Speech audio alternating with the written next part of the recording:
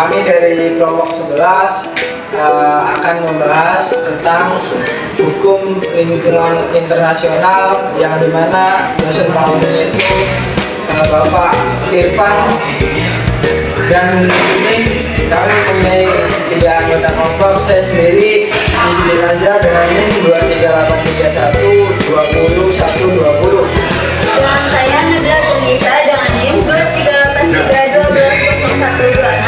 Saya Muhammad Irfan Samudra dengan NIM 238312143. Dan yang pertama itu saya akan membahas tentang pengertian dari hukum lingkungan internasional. Selanjutnya itu saya akan membahas tentang prinsip pencegahan lingkungan internasional. Kemudian yang terakhir saya sendiri akan membahas tentang hukum lingkungan global.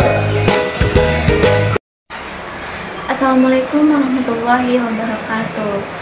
Perkenalkan, nama saya Nabila Tunisa dengan NIM 23831110126. Keberadaan saya di sini untuk memenuhi tugas kelompok mata kuliah Hukum Internasional.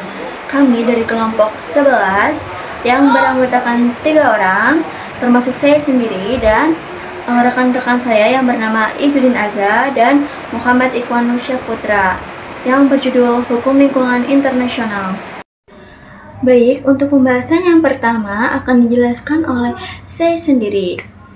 Dikutip dalam buku Suparto Wijoyo dan Aan Effendi yang berjudul Hukum Lingkungan Internasional.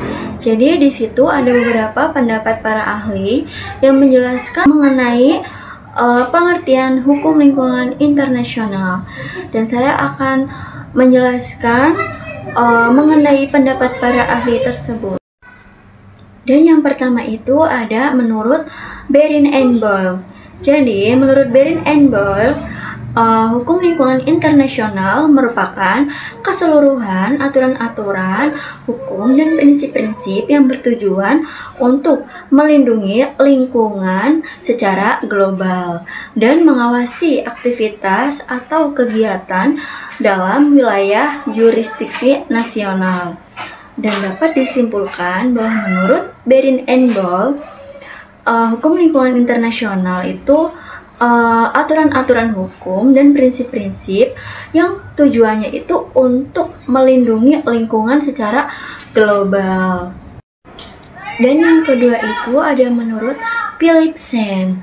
Jadi menurut Philipsen, hukum lingkungan internasional merupakan peraturan-peraturan internasional yang terdiri atas substansi, prosedur, dan lembaga yang tujuan utamanya itu untuk perlindungan lingkungan.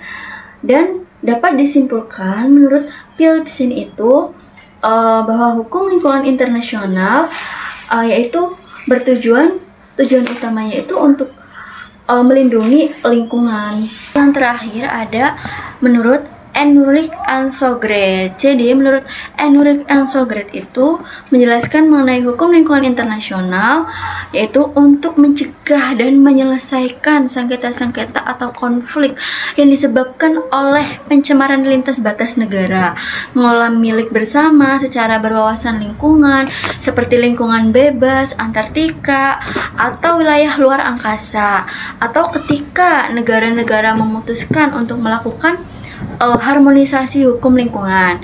Dan kesimpulan menurut Enrique Ansogret itu bahwa hukum lingkungan internasional ya untuk mencegah dan menyelesaikan setiap sengketa-sengketa atau setiap konflik yang disebabkan oleh pencemaran lingkungan.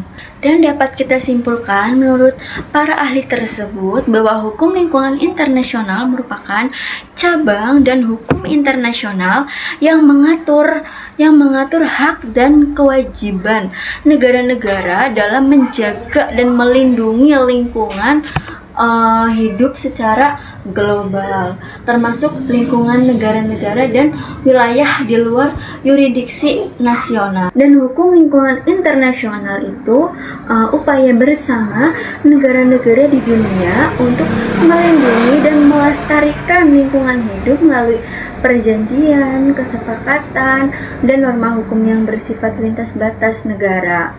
Dan tujuannya itu untuk mencegah kerusakan lingkungan yang berdampak global seperti perubahan iklim, pencemaran laut, hilangnya keanekaragaman hayati, dan degradasi lapisan ozon. Mungkin itu aja yang bisa dapat saya sampaikan.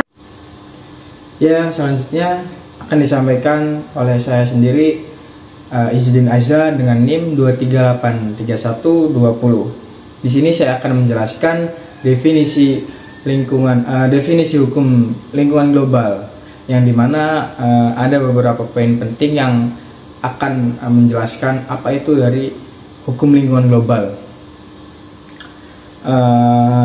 Definisi pengertian dari hukum lingkungan global yaitu merupakan seperangkat prinsip hukum yang mengatur sistem lingkungan baik di tingkat nasional, internasional maupun transnasional dengan tujuan melindungi lingkungan dan mengatur sumber daya alam.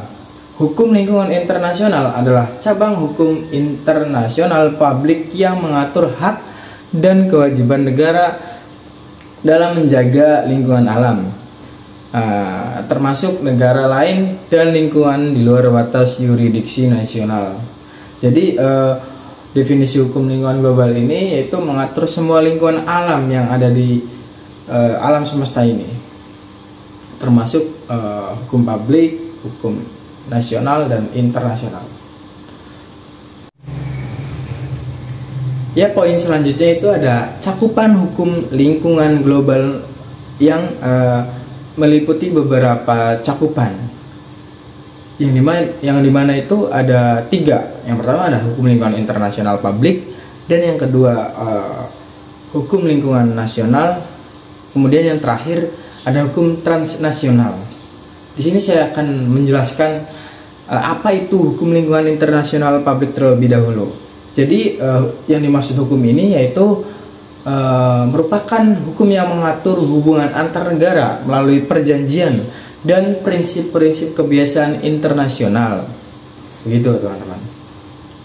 Dan yang kedua ada hukum lingkungan nasional, yang dimana hukum ini mengatur perilaku individu, organisasi maupun badan pemerintahan dalam suatu negara.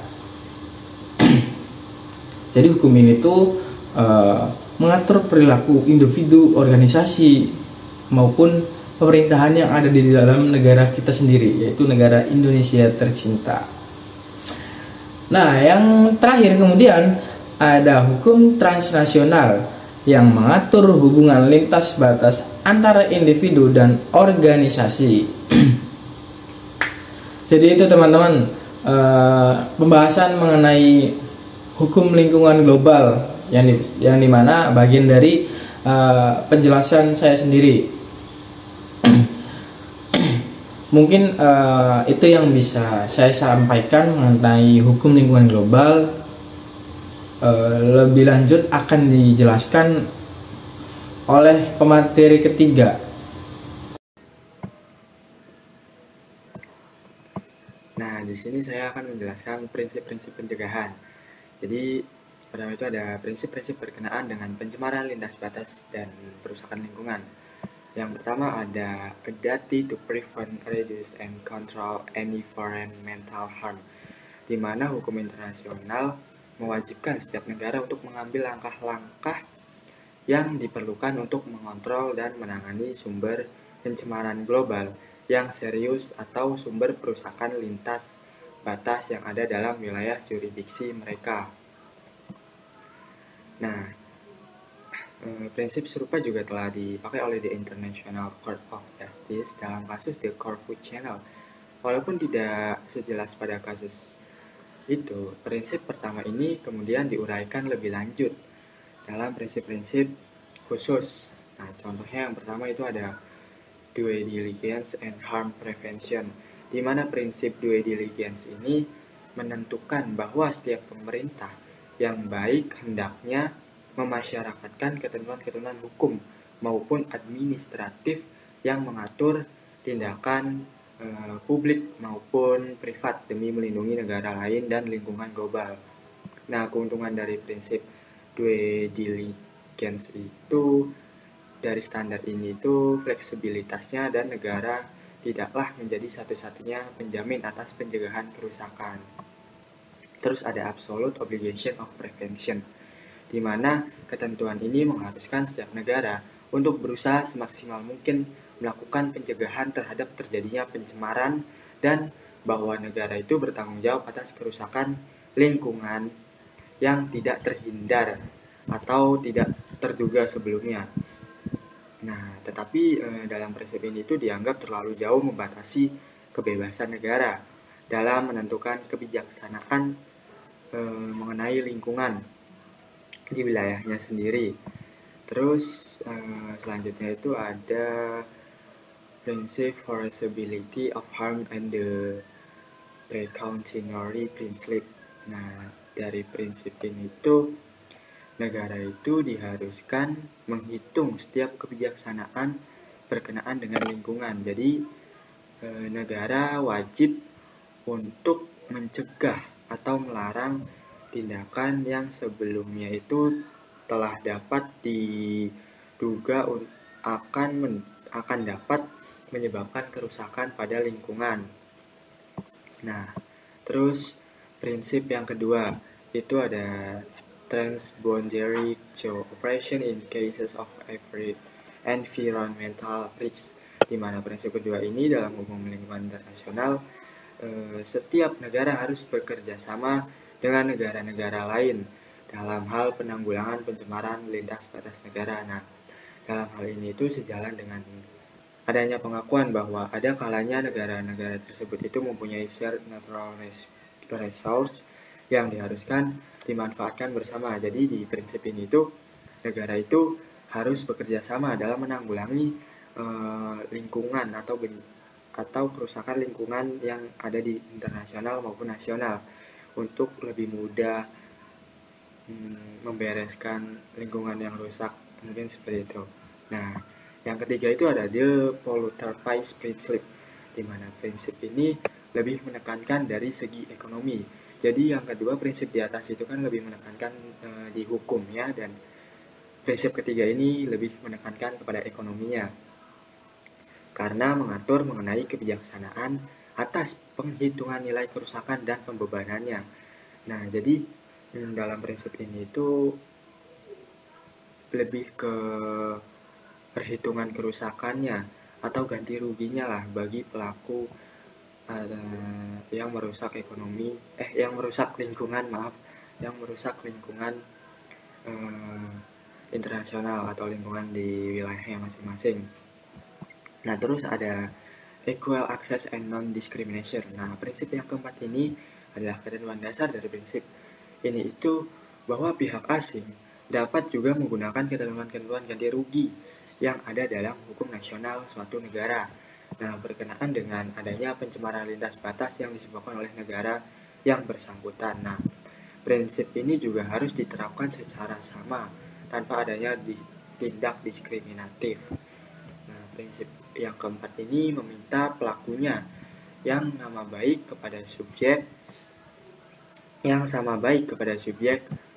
hukum nasional maupun subjek hukum asing tanpa adanya perbedaan. Nah, mungkin selanjutnya akan dijelaskan kepada materi selanjutnya. Sekian pemaparan dari kelompok 11. Kurang dan lebihnya mohon maaf. Wassalamualaikum warahmatullahi wabarakatuh.